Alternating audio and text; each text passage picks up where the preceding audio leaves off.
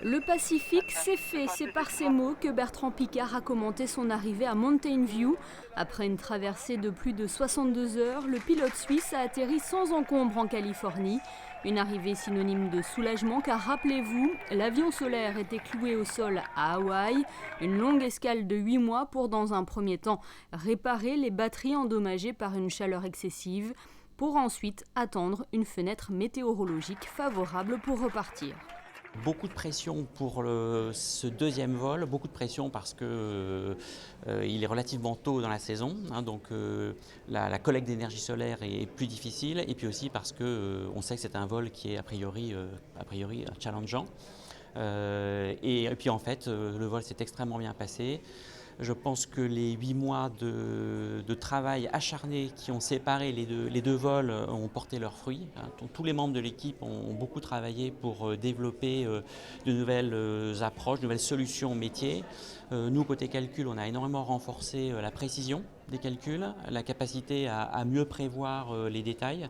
Et aujourd'hui, voir Bertrand Piccard effectuer un vol magnifique, voler comme sur un coussin de plumes, c'était vraiment extraordinaire.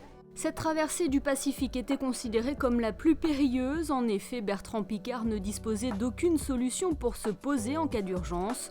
Ce vol était donc suivi avec attention par les équipes du Monaco Control Center qui épaulent, soutiennent et dirigent le pilote suisse à l'image de Nick Gerber, contrôleur aérien. C'est à nous, les contrôleurs ici, qui voyons tout, et qui savons presque plus que le pilote lui-même. On sait exactement la position, l'altitude, tout ça, ce que le pilote sait aussi, mais on sait aussi les conditions de l'avion, de tout l'environnement. Toutes les heures, on a téléphoné à San Francisco, cette fois. En Atlantique, ce sera New York. On téléphone toutes les heures les positions, l'altitude et puis les 3 positions qui suivent. Donc c'était très particulier. Cette étape supplémentaire dans ce tour du monde, la 9e, continue de prouver au monde entier les différentes capacités des énergies renouvelables. Un défi à la fois scientifique et technique que Bertrand Piccard a présenté depuis les airs au secrétaire général des Nations Unies, Ban Ki-moon, ainsi qu'aux responsables présents à New York pour la signature de l'accord de Paris. Bertrand a fait un discours incroyable. Je crois que ce discours va être dans l'histoire. Et il disait lui-même, très vite après, il disait « c'est le plus beau jour de ma vie d'avoir pu m'adresser à cette assemblée, aux politiciens, pour leur donner ce message ». Et c'est quand même fabuleux parce que c'était la journée de la Terre, c'était la signature des accords de COP21 qui se passait pendant que Bertrand volait entre Hawaï et la côte ouest.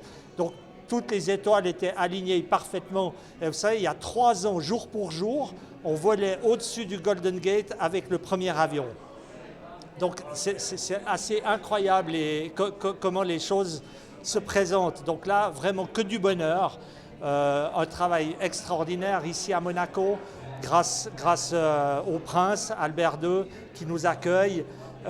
Donc pendant ce vol également, il y a eu un interview. Bon, le prince était là au départ, mais il était aussi là hier soir, depuis Paris. Il a tenu à parler à Bertrand. Ils ont pu se parler pendant 20 minutes pendant le vol. C'était aussi un grand moment d'émotion. Et à peine atterri, Solar Impulse devrait, si les conditions météo le permettent, s'envoler dès mardi pour Phoenix. D'autres étapes ponctueront ce survol des États-Unis avant l'important challenge de cet été, la traversée de l'Atlantique.